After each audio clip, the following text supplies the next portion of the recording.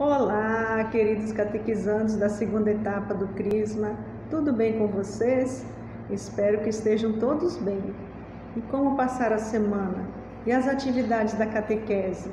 Conseguiram fazer? Estão fazendo? Então, é importante que todos façam, que todos participem das atividades, respondam as questões que o catequista passa, né? Lá no grupo do WhatsApp. Porque aí você partilha com seus colegas e todos podem compartilhar, saber da sua opinião, da sua reflexão. Isso é muito importante na dinâmica da catequese que nós estamos fazendo, tá bom? Então não deixe de participar. E hoje o nosso 13º encontro da segunda etapa do Crisma. E eu sou a catequista Leide, da paróquia São Francisco de Assis, e com muita alegria estou aqui para mais um encontro com vocês. Sejam todos bem-vindos. Vamos relembrar um pouquinho do 12º encontro, o encontro passado, que nós falamos que Jesus chamou colaboradores e que você também pode ser um colaborador de Jesus. Sim, você, eu, todos nós podemos ser colaboradores de Jesus. Mas como? Como nós podemos ser colaboradores? Anunciando as suas obras, o que Ele fez e deixou para nós, seus ensinamentos e o amor que Ele tem por nós. Tanto amor que Ele morreu por nós na cruz. E hoje, no 13º encontro, o tema nosso é sobre Jesus amou até o fim. Ele nos amou tanto até o fim. Então, antes de iniciarmos o nosso encontro de hoje, eu convido vocês a rezar, pedir a Deus a sabedoria, o entendimento, paciência, para que nós podemos prestar mais atenção nas palavras, no nosso encontro, prestar atenção e entender o que Deus espera de nós. Então nós rezemos invocando a Santíssima Trindade, que é Deus Pai, Deus Filho, Deus Espírito Santo. Amém.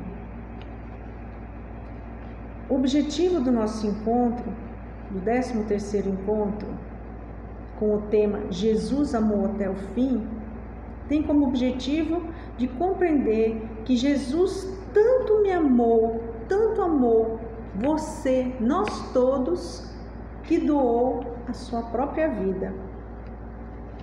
No Evangelho de João, capítulo 3, versículo 16, fala assim: porque Deus amou o mundo de tal maneira que deu seu Filho unigênito, para que todo aquele que nele crê não pereça, mas tenha a vida eterna.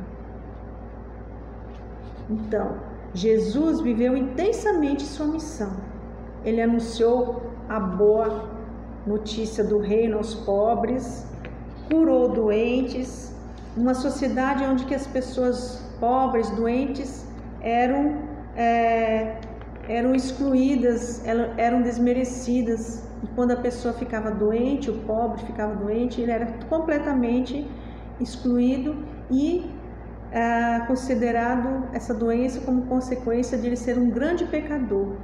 Então, como ele já sofria por conta da doença, e ainda mais era desprezado porque as pessoas falavam que ele era um grande pecador. E Jesus abrandou o coração das pessoas, ele amenizou a dor das pessoas, ele comunicou o amor misericordioso do nosso Pai e libertou os oprimidos das leis rigorosas daquela época.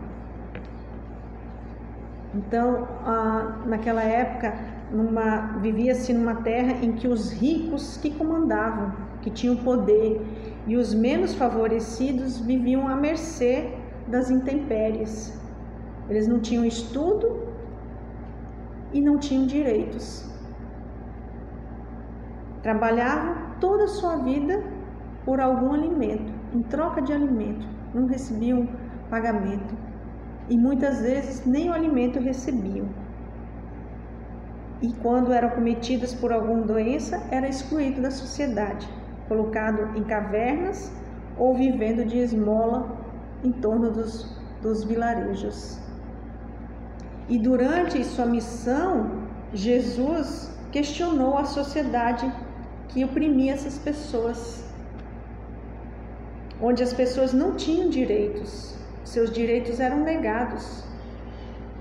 Ele perdoou os pecadores, devolveu a dignidade para as pessoas. Ele despertou entusiasmo e esperança naquelas pessoas tão sofridas, tão massacradas pelo poder, pelos grandes poderosos.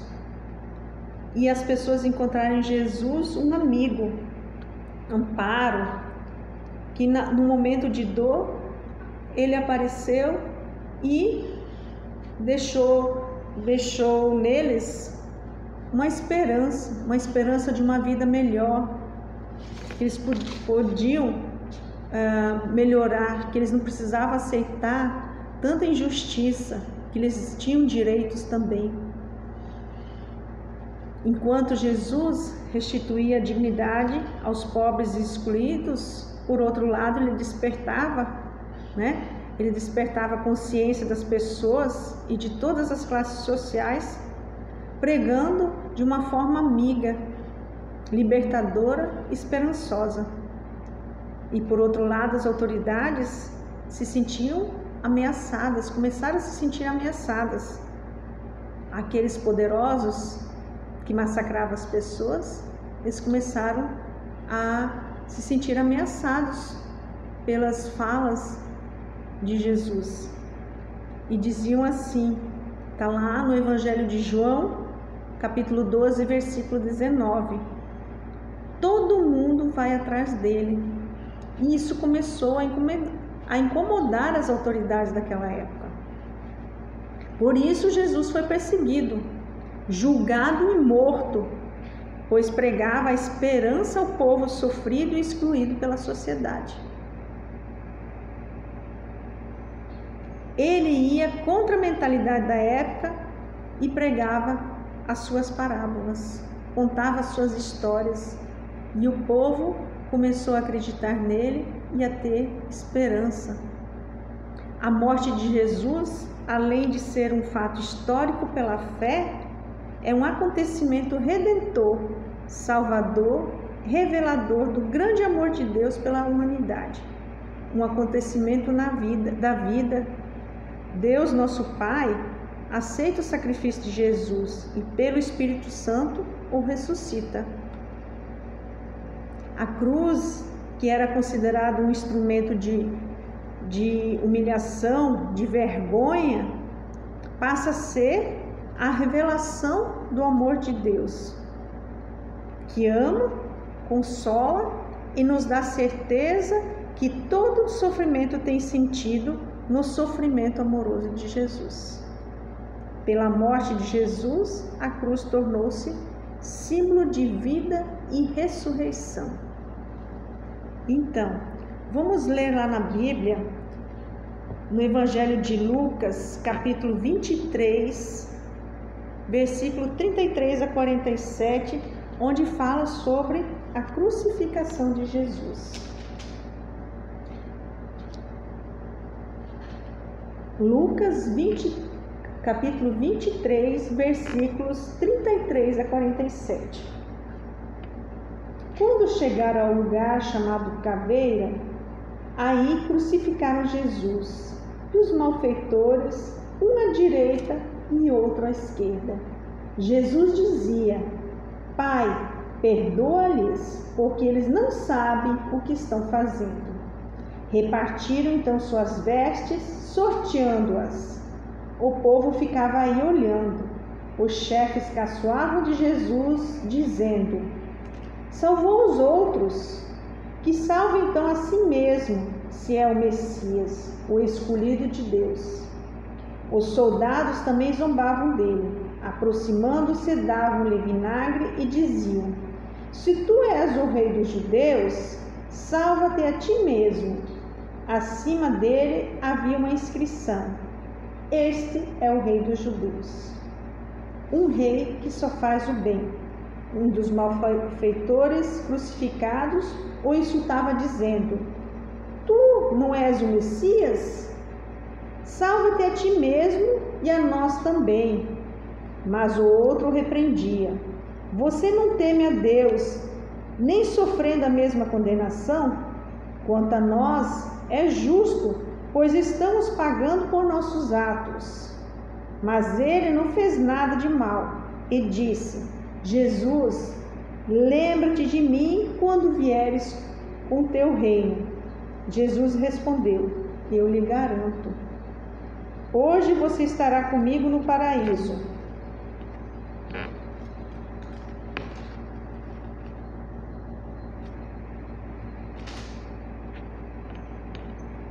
Era já por volta do meio-dia, quando uma escuridão cobriu todos a terra até as 3 da tarde, pois o sol parou de brilhar. O véu do santuário se rasgou ao meio e Jesus deu um forte grito: Pai, em tuas mãos entrego o meu espírito. Dizendo isso, espirrou. Vendo o que tinha acontecido, o centurião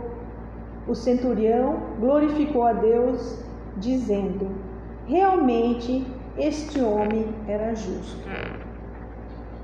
Então esta é a história da morte, da crucificação de Jesus, por conta que ele ameaçava as autoridades daquela época, que eram opressoras, que massacravam o povo. E Jesus veio e não concordava com isso, porque Jesus não concordava, porque ele dizia: se somos todos filhos de Deus, se somos todos irmãos, por que uns têm que ter tanto, mandar massacrar o povo e outros viver de migalhas? Então era injusto, porque ele não considerava, não concordava com a atitude dessas pessoas.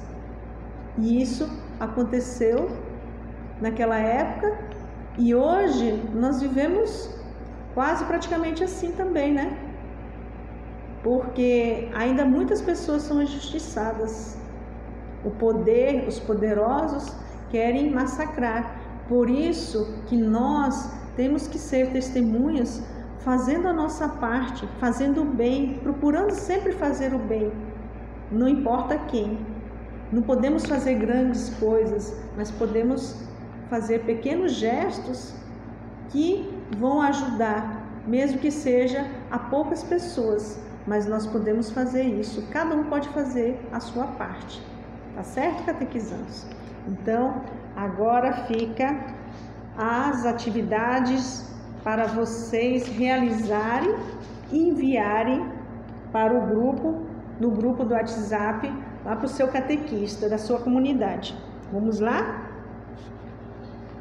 A primeira questão: a morte de Jesus se deu através de uma condenação injusta.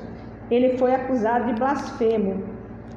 O Evangelho de Marcos, no capítulo 14, 60 a 64, fala a respeito. Cite a frase que mais lhe chamou a atenção. A questãozinha 2. Enquanto permaneceu na cruz, embora pouco, Jesus falou. Procure em Lucas, Evangelho de Lucas, capítulo 23, versículos 35 a 43. E em João, capítulo 19, versículo 25 a 30. Duas frases que foram proferidas por Jesus na cruz. E a terceira questão: o que estava escrito no alto da cruz? O que isso significa? E que polêmica se gerou a respeito dessa inscrição?